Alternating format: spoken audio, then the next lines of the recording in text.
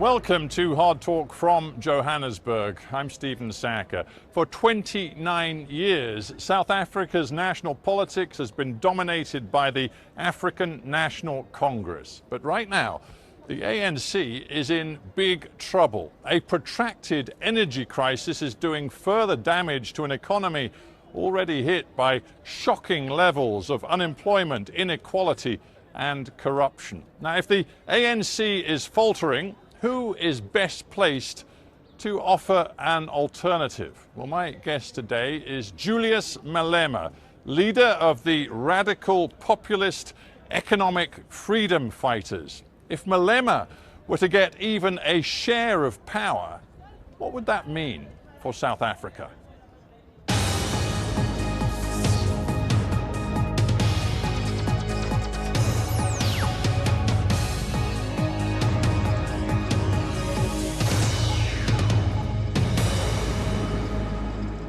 Julius Malema, welcome to Hard Talk. Thank you very much.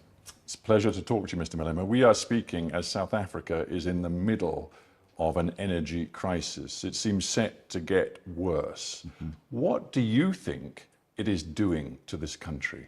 Well, its aim is to collapse this country and undermine the democratic project because those in power have relegated their responsibilities to who we don't know. They've not maintained the power stations. They've not built the new ones that are functional. And as a result, we are where we are. The interim CEO of Eskom, the state-owned energy company, said yesterday that over the coming months of winter, they might get to a stage 8 situation, which means there could be power cuts for pretty much 12 or more hours per day. But you have gone further. You have said that you think the grid will collapse. In fact, you said South Africa is going to be plunged into darkness within 2 weeks. Why are you exaggerating? I'm not exaggerating. I said this before they told you there was a stage 8 coming. The stage 8 is to prepare you that the worst are coming. And I'm telling you the truth as is. What is it that can avoid the collapse of the grid, which they've done in between? Which station have they built that is functional to its expectation? Which station have they maintained? Have they said, this one, we're closing it down, we're going to engage in major maintenance of this station? Nothing major has been done. But your statements could spread panic. Is that what you want? No, I'm not spreading panic. I'm telling the truth. Stage 8, they're just being polite. We're going to go, and you are talking hours, we're going to go days without electricity. It's a reality that we need to deal with. Even after announcing stage 8, the manner they did, which ANC politician have you seen panicking? Which president have you seen calling the nation into confidence about what is really happening? We hear from officials as if we don't have elected leadership of this country. On March 20th, you declared a national shutdown. You tried to shut down the entire economy in the midst of this power crisis. Is that responsible? That is the most responsible thing to do. Do you want me to fold my hands? Do you want me to not do anything? What will history say about me? I'm going to be asked a question, not by you, by the future generation, as to what have you done when South Africa was in a crisis. The most logical thing to do is for the president to resign. Was it in Britain where we saw prime ministers in a short space of time resigning one after another because they realized they were not about to carry the national agenda? The president is not carrying the national agenda. We need a government of national unity constituted by all of us who are not driven by political party interest, but the interest of South Africa to resolve this immediate crisis, which will affect all aspects of our lives. National unity, Yeah. you say. You also said at the time of the national shutdown, this shutdown is the beginning of a revolution. No one can stop it. No army can stop it. No police can stop it. Some of your members put out videos threatening to beat up teachers and police if they went to work. One even threatened to beat up pupils if they went to school. And you talk to me about national unity? But that video of a person who was threatening to beat up pupils if they go to school is an old video. I think Hardtalk should have done its research to now realize that video has been resurfaced to support a certain narrative. There's no such a thing. I'm telling you, there's going to be a revolution. Let the grid collapse and let's see what's going to happen. Let the grid collapse. I'm saying to you. How do you think South Africans are going to feel hearing you say that? People who are losing their jobs, people who have no income, and you just say... You are misinterpreting me. I'm saying to you, let the grid collapse as it is going to happen and see what's going to happen in this country. I'm not wishing it. I'm saying it's going to happen. And you will see what's going to happen. Do you think that once the grid collapses, people are going to exchange roses with government? People are going to rise. And when they rise, there will not be any leader who will be leading them. There will be leaderless, there will be anarchy, there will be looting all over this country because nothing will be working. So if you think that I was bluffing on the 20th of March, I was just saying to this government and the people of South Africa, something ought to be done to avoid what is possibly coming, which is going to be a leaderless revolution. That's very powerful rhetoric, but the truth is, on 20th of March, according to employers, 70% of workers across the country went to work. One political commentator said that actually the failure of the national shutdown was a, quote, humiliation for Malema. From where we're sitting, the shutdown was successful. Nothing was operating. The South African media was at the public transport, taxi ranks, at bus ranks.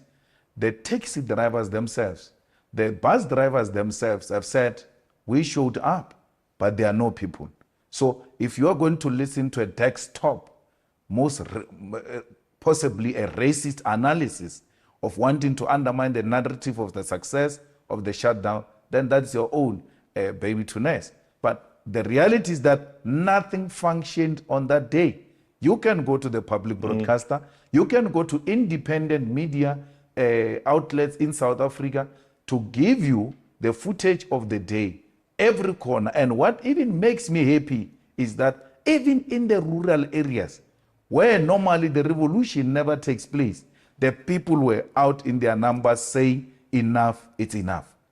Let's think about the lessons to be drawn from the current crisis, because what we see is a state-operated energy giant which is failing to work. It is not delivering power to the people. We have other major state-operated companies, for example, Transnet in the transport and logistics sector, which are failing the people of South Africa. One, we could look at the aviation sector, all sorts of sectors where the state has failed. And yet your message is you still want to confiscate all privately owned land, essentially nationalize all privately owned land. You want to nationalize the mines, you want to nationalize the banking sector, and these are the key pillars of South Africa's economy.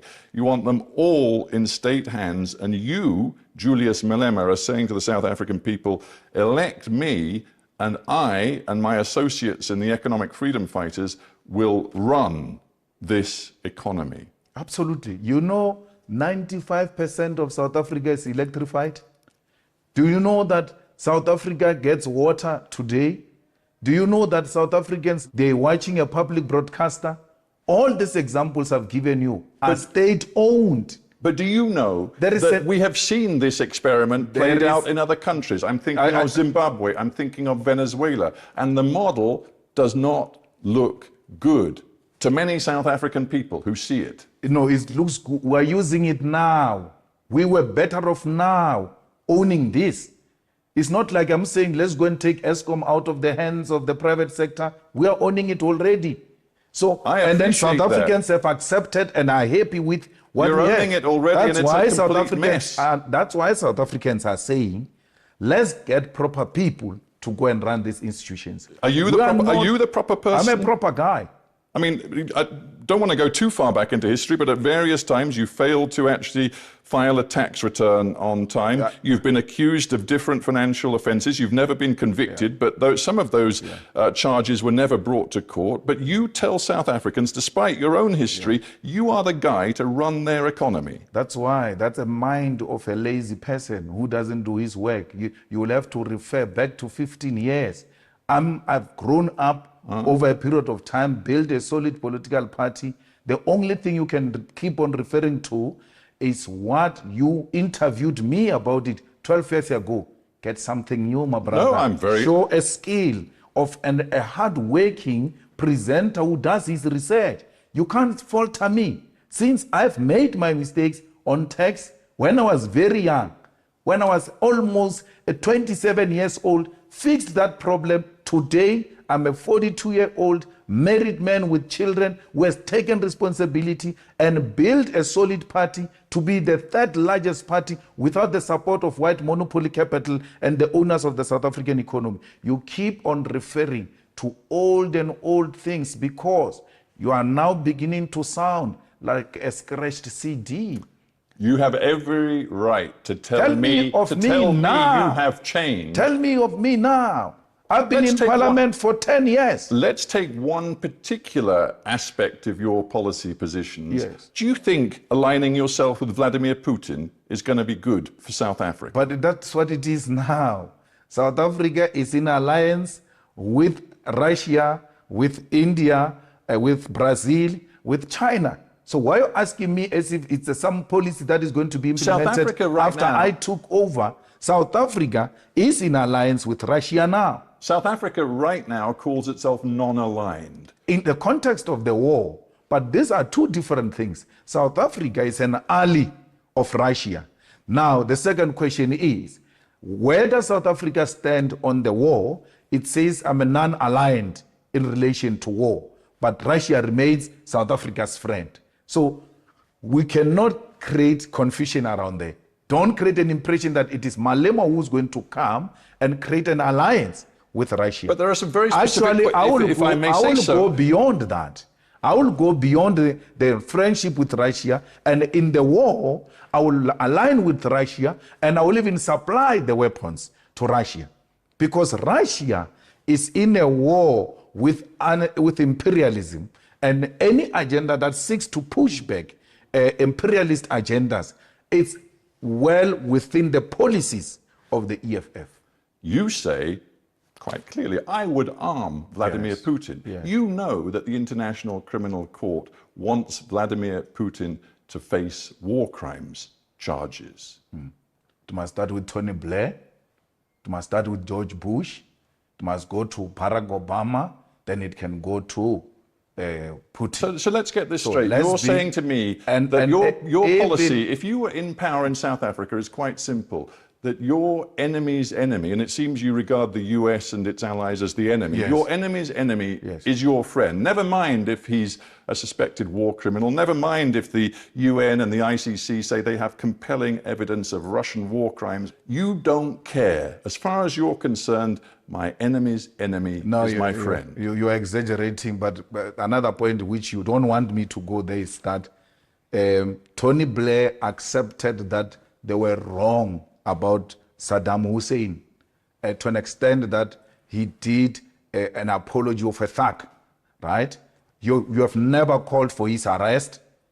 A man admitting that I was wrong. To how many people died there, killed by those people. So all I'm saying is we are with President Putin because it's not enemy of my enemy. It is an anti-imperialist agenda that says the American dominance and its allies should be undermined at all costs. Anti-imperialism, even though Vladimir Putin is quite explicit about his desire to revive a form of empire. He says countries like Ukraine have no right to independent sovereign existence. He appears to believe that the best thing would be to revive an empire, the Soviet empire. But you're anti-imperialist? We are anti-imperialist. That's a debate for another day. The war is not what he's talking. The war is about the expansion. And had there been a common ground found, this could have been avoided. We are not for imperialism, even if it were to come from Russia. If he does that, we'll condemn it. But we know for a fact that progressive forces such as China have also aligned themselves with Putin to try and create an alternative from the imperialist domination of the world.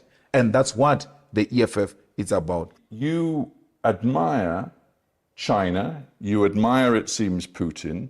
What you seem to have as a vision for South Africa's future is much more along those lines, authoritarianism than democracy. No, socialism is not authoritarianism.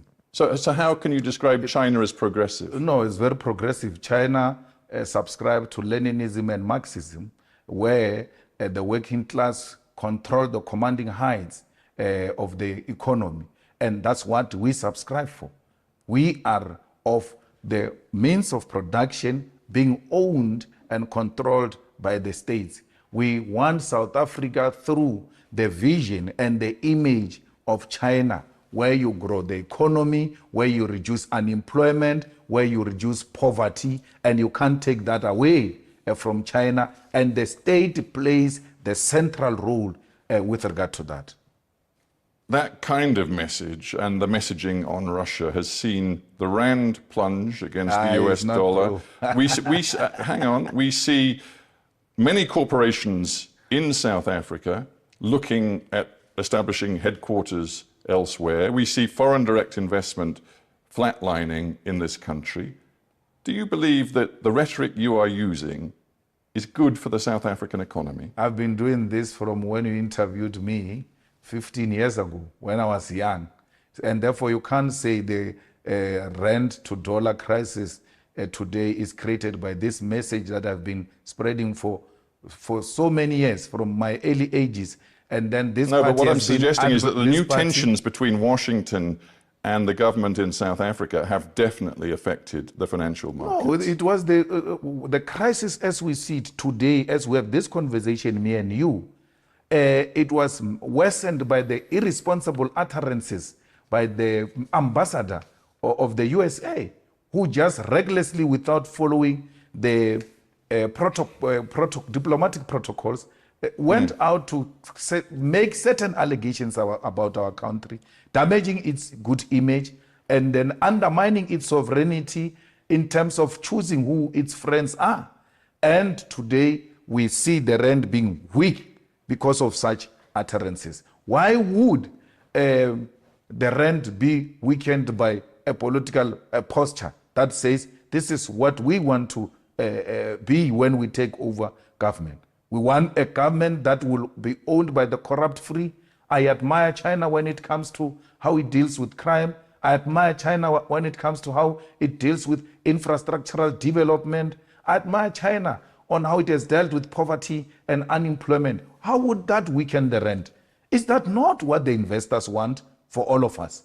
The most likely way that you can get a grip on some power in this country is by forming a coalition with the ANC after the next election. You could have a role if you were to do a deal with the ANC. Are you ready to do it? The reality is that the EFF is the only organization that is growing, and that the DA and the ANC, the DA, which is the official opposition, ANC, which is the ruling party, are both significantly declining to a point where the DA called us the enemy number one.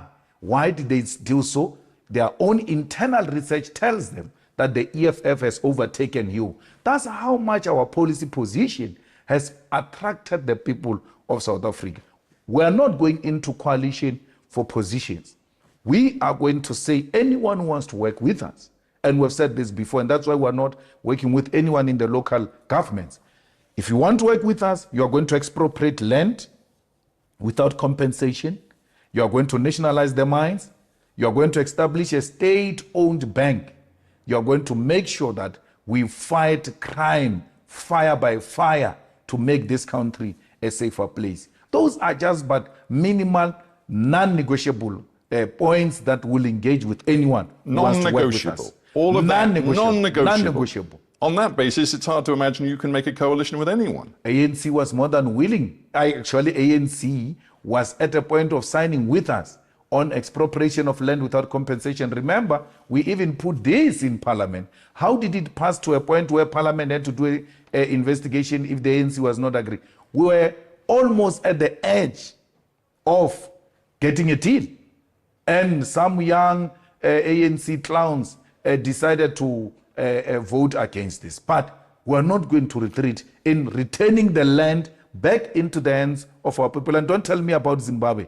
This is going to be done through a democratic means, like we did, in consultation with all South Africans, black and white, on how best do we get the rest of our people owning the land and other strategic sectors of the economy. You know there are some South Africans, and let us be blunt, many white South Africans, who fear Julius Malema. Some of them have said to me, if Malema gets to power or close to power, I will leave this country.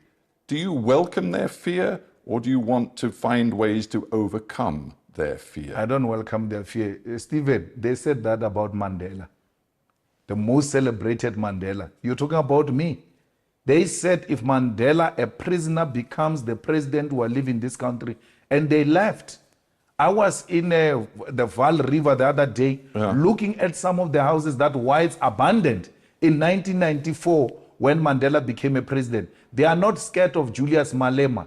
They are scared of an independent black man who's not controlled by any white person, who's not controlled by London. Last year, you said this. It was after you'd questioned whether a particular white person, why they hadn't been located and, quote, taken to an isolated space where our supporters could attend to the guy properly.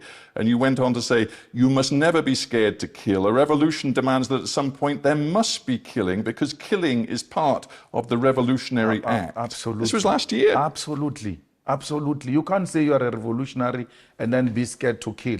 But once you go killing people around, you are a terrorist. When you've got the support of the majority of your people to engage in war, and the majority of the people are with you, that is the revolution. It's not terrorism. And therefore, I'm not a terrorist. That's why I'm saying, at least for now, the conditions have not dictated that there should be anyone who should go to the bush and engage in war to kill. But if those conditions necessitate, will without hesitation do that. The same way the generations before us, when conditions necessitated, they were not scared to take up guns and shoot to kill. So I'm not saying anyone must be killed. All I'm saying is, let everybody come to the party. Let's build this one country and give away our privilege, but for the privilege of all. Your vision of South Africa's future, will it come through the ballot box, or will it come through what you call a revolution? It will come through the ballot box. A ballot box that produces a revolutionary party will unleash the revolution. And the revolution, when it is unleashed through democratically elected government, is the changing of the system, where you radically defeat capitalism and introduce a socialist state. We still believe in the EFF, fundamentally so, that the power to the people must be ushered in through the ballot. And nothing else must be looked at except the ballot. However, when the need arises to defend ourselves through whatever means necessary, we'll do so without hesitation. Julius Malema, sadly, we're out of time, but I thank you very much for joining me on Hardtalk. Thank you.